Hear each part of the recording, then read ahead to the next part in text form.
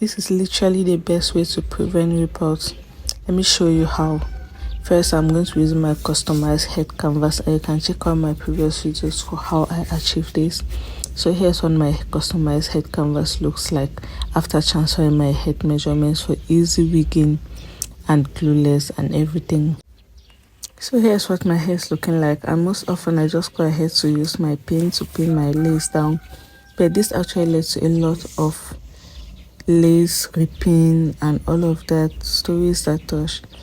So I saw this tip online where I can prevent this from happening. What I do basically is I use an elastic band and I place over the frontal or the closure of the wig I'm going to be styling before I use my pins.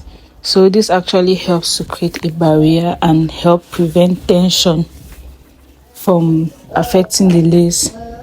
You know, with styling, you have to pull. You might have to comb with your dryer, blow dry. You might have to straighten. You might have to coil, and this is going to put a lot of tension on the lace. So this really helps to prevent such stories from happening. So I think it's a very helpful tip everyone should try.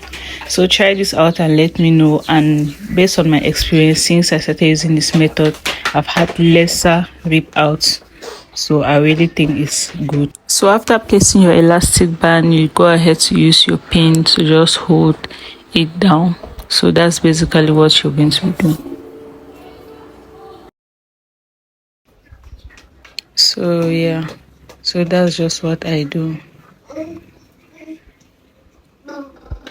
And here's what it's looking like after doing that. So you can see it's very stationary, and also I can do all my styling without fear of putting pressure on the lace.